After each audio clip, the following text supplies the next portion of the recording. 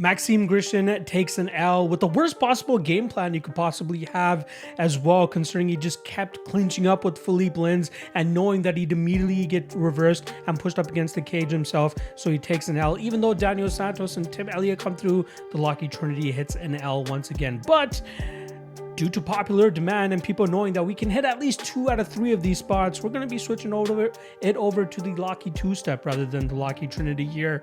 But at the end of every episode, I'll be adding that bonus Locky Trinity in case anybody wants to get a little bit more risky with it and throw in that third leg. But the majority of the focus will be on the Locky 2-step in terms of 2-leg parlays every single week, and hopefully we can get going there. You can keep track of how the parlays are doing if you check in the description below. I'll be keeping track of the Locky 2-step and the Locky Trinity on separate records there so we can see how we're doing.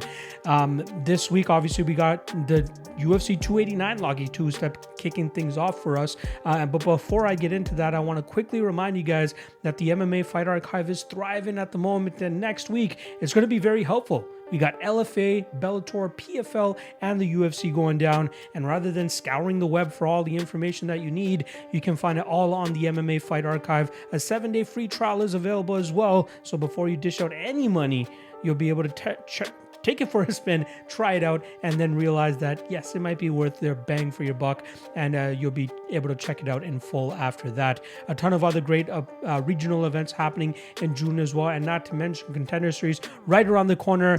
The MMA Fight Archive will be your main hub to get all your researching done. I promise you that. Check it out, link in the description below.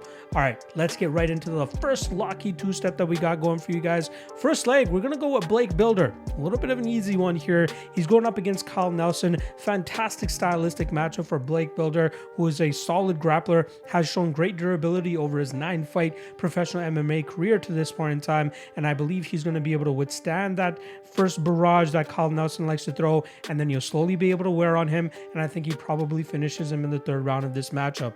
I think it's a very good stylistic matchup, like I said. I just don't think that Kyle Nelson is UFC level, and he tried swaying to a grapple-heavy style over his last couple fights, which hasn't really played out for him.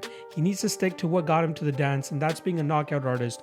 Unfortunately, it's only worked out for him once in the UFC thus far, and that just goes to show that he's really not UFC level at this point in time, and unfortunately, he's going to have to take another L here, and likely that will be the end of his UFC career, but I expect Blake Builder to get an easy dub here, like I said, probably with a 3rd round finish.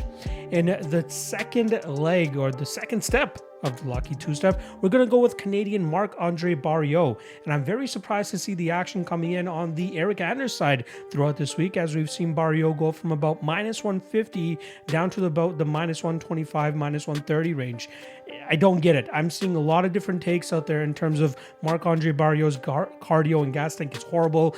He's going to get out grappled here. He's not going to be able to put on a pace. It's like people haven't watched any tape on Barriault. He is a pressure fighter. He loves staying in his opponent's face, putting the pressure on him with his footwork, with his punches, and he has great cardio.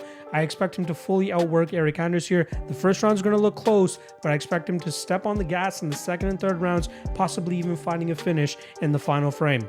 So that Locky 2-step that will give you +143 right now on BetMGM if you want to take that.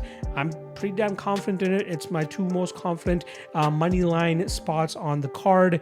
And if you want to complete the Locky Trinity here, I'm probably thinking we should go with Dan Ige, who's going up against Nate Landwehr this weekend. He's -250, a little bit chalky, but I think he's the better overall fighter here, and I think his tight, crisp boxing combinations will allow him to find the chin of Nate Landwehr and put him out clean. If you want to complete the Locky Trinity, that gives you +241 over there at BetMGM at the time of this recording.